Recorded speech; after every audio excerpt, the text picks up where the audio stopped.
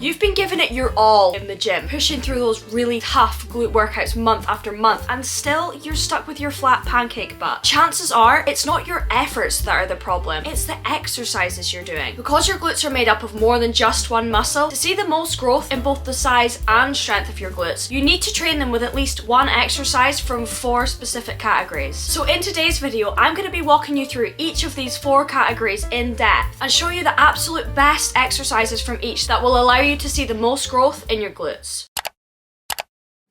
In order to structure the perfect glute workout for growth, we first need to understand the basics of glute anatomy. Our glutes are actually made up of not 1, but 3 muscles: the gluteus maximus, medius, and minimus. Let's focus on the gluteus maximus first. It is the largest glute muscle of the 3 and plays the biggest role in giving your glutes the overall size and shape. The gluteus maximus's main job is hip extension, which means exercises that push your hips forward will be your best bet for growth. And then we have the medius, which is much smaller than the gluteus maximus, but is absolutely essential for being able to move your leg away from your body, a movement that's called abduction. So in order to work the medius and get the most growth in that area, we'll need to incorporate exercises that focus on outward leg movements. And then finally, we have the minimus, which is the tiniest of the trio. The minimus focuses on external leg rotation and also abduction. And in order to target this muscle, we'll need to incorporate exercises which focus on rotating our legs outward. In order to structure the perfect glute routine and make sure we're hitting all 3 muscles, you need to make sure your routine includes at least one exercise from each of these 4 categories: a thrust or bridge movement, a squat or lunge movement, a hinge or pull movement, and then also an abduction movement.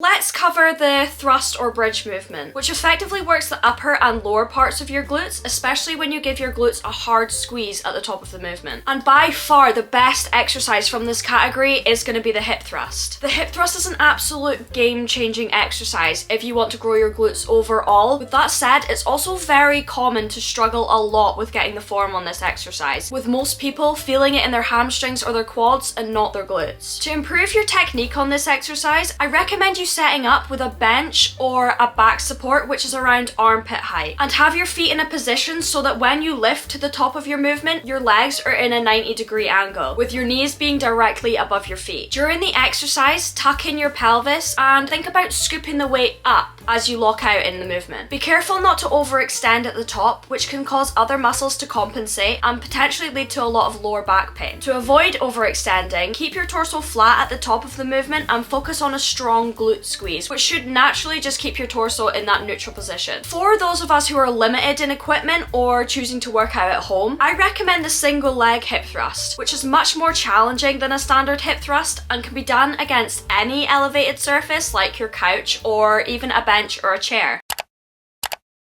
Okay, now moving on to our squat or lunge category, which will help us target our lower glutes. One of the best exercises from this category would definitely be a reverse deficit lunge. This one is great because not only can it be performed in the gym, but also at home with minimal equipment. Reverse deficit lunges are much more challenging than a regular reverse lunge due to the increased range of motion, which also makes them ideal in our glute routine to get a good stretch and place lots of tension on the glutes. To perform the reverse lunge, all you need to do is find a small platform or bumper plate and stand on it as your starting point, and use one leg at a time to step back into the movement. Make sure you lean your torso forward a little bit, just enough for us to put a little bit more emphasis on the glutes, and focus on pushing through the front heel to avoid letting your hips shoot up while you're doing the movement. The reverse deficit lunge can be super tricky to get right and feel in your glutes, with most people feeling it in their quads instead. This usually happens if you take too small of a step back, which causes your knees to go over your toes and engages the quads too much. Instead, only step back as far as your front knee still lines up with the front of your toes. And since the glutes are primarily responsible for extending the hips, initiate the lunge by hinging at your hips. It might take you a bit of trial and error to find the perfect distance for stepping back, but it is honestly key to doing this movement right and getting the most out of this exercise for glute growth. Next up we have our hinge or pull category, which will also help us target our lower glutes. My all-time favourite exercise from this category has got to be the Romanian deadlift, also known as the RDL. RDLs are one of the hardest but also the most rewarding exercises for glute growth. Let's walk through the form now to make sure that you're getting it right. The most important part of this whole movement that most people ignore is knowing how to hinge your hips, which often leads to a lot of unnecessary lower back pain if you don't do it properly. The RDL is about pushing your hips back as far as you can, not about bending down at the waist. And one of the best cues to make sure you're hinging and not bending at your hips is to imagine someone is pulling your butt back on a piece of string behind you. Also, one of the best cues that I've learned recently is thinking about pushing your butt up to the ceiling as well as pushing it back. This helps you feel that stretch that much more in your glutes and hamstrings and helps alleviate any slight pains you might be having in your hamstrings while you're doing the movement. Another huge tip here, which I wish I knew when I first started RDLing, is only go as far back as you can. Do not go past your own range of motion. If you do go past your own range of motion, you're gonna end up putting yourself in a limiting or uncomfortable position where the tension slips from your glutes and goes to your lower back or your arms or your hamstrings. Maintaining a neutral torso throughout the whole movement and bracing your core will also help prevent any unnecessary tension in your lower back. And for those limited in equipment or working out at home, I highly recommend the single leg RDL, which is basically the same movement as an RDL, but you're only using one leg and it can be done with a lot less weight, but just higher reps. Trust me, this one is hard to get right, but when you do, it is amazing for glute growth.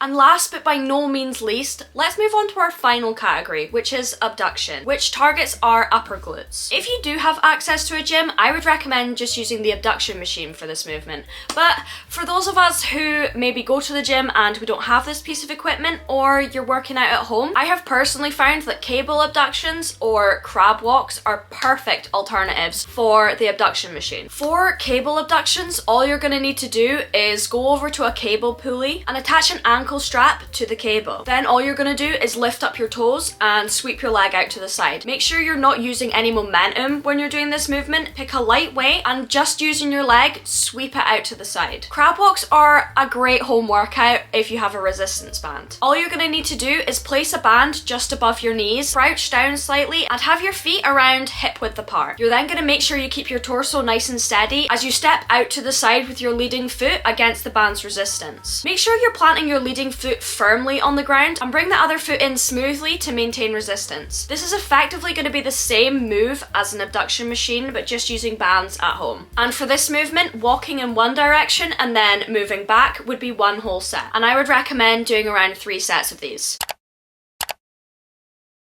I really hope this video helped you be that little bit more confident in how to structure your glute routine to get the best results possible. Let me know what part of the video you found most helpful and what video you'd like to see from me next. Hopefully I will catch you in the next one.